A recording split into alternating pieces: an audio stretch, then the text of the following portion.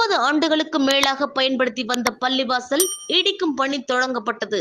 திருவாரூர் மாவட்டம் திருத்துறைப்பூண்டி அடுத்த பாமணி ஜாமியா மஸ்ஜித் பள்ளிவாசல் இங்கு வாழும் முஸ்லிம்கள் சுமார் 30 வருடங்களுக்கு மேலாக தொழுகைக்காக பயன்படுத்தி வந்தனர்.